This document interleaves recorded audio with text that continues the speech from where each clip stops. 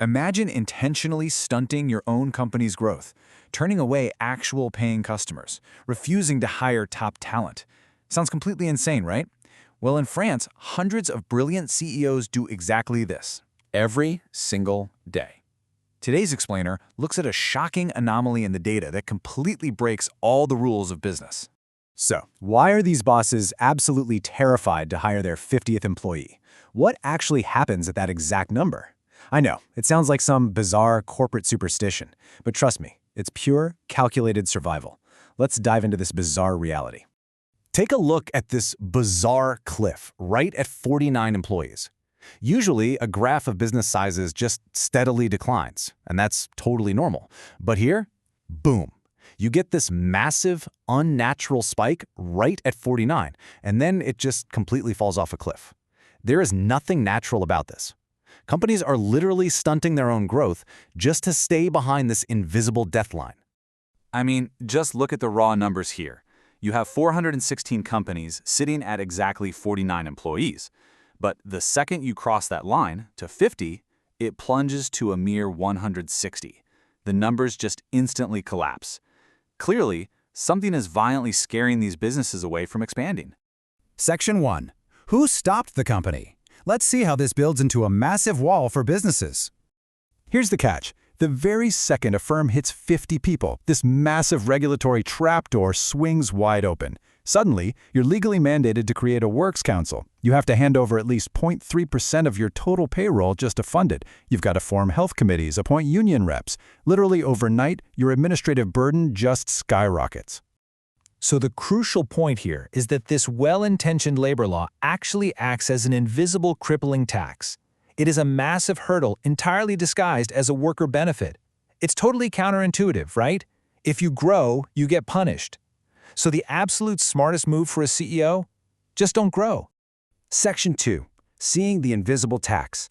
Let's break down how this twists the very logic of running a successful company. Now, in an ideal world, the smartest managers hire the most workers, right? Because they're efficient. But in this twisted reality, they literally pretend to stay small. The best managers artificially constrain their own resources just to evade this total bureaucratic nightmare. And this brilliantly illustrates the resulting distortion. Check out this massive spike in productivity right before the 50-employee mark. These are not naturally small companies. No way. These are highly efficient, massive companies trapped inside small bodies. They are cramming maximum productivity into exactly 49 workers. To avoid the tax, top-tier managers simply refuse to scale up. They deliberately slam the brakes on their own expansion. And the result? Immense economic potential is just left completely untapped. It's honestly a tragic waste of brilliant talent being forced to play small. Section 3. The cruel slap in the face.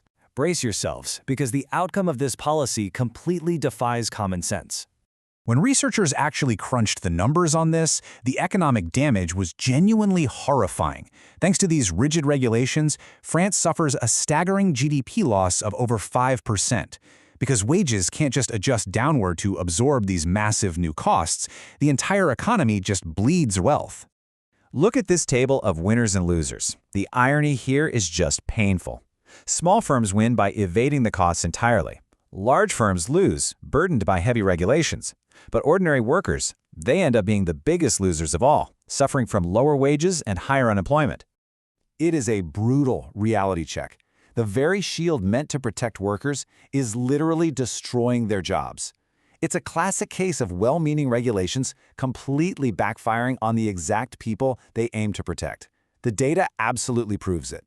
Section 4. Breaking the misallocation box. How does this completely change how we view struggling economies? For years, blockbuster economic studies pointed to this mysterious black box of inefficiency. They knew resources were being wasted, but they just couldn't pinpoint exactly why. But this explainer, it finally prized that box wide open. Instead of vaguely blaming inefficiency, we have finally found the exact, specific policy causing the disease. But hey, let's be a bit critical of this data for a second. This 5% loss only calculates today's damage. It completely ignores tomorrow's murdered potential. Because this data is static, the actual compounding damage over time is likely far, far worse than what we're seeing here. Think about it. By artificially freezing company sizes at 49, we are simultaneously freezing innovation. We're freezing technological upgrades. Small firms just don't have the resources to invest in massive R&D, so the true long-term cost to society is vastly higher than just a one-time GDP draw. Section 5. Dare your company grow? Let's zoom out a bit and see why this matters way beyond just France. Because this isn't just a French problem. Over in the United States, policies like the Affordable Care Act actually draw the exact same hazardous line at 50 employees, mandating heavy insurance penalties if you cross it. The structural distortion we're seeing is completely identical. So I'll leave you with this final thought. When we implement these invisible taxes that force businesses to stay artificially small to survive, who are we really punishing?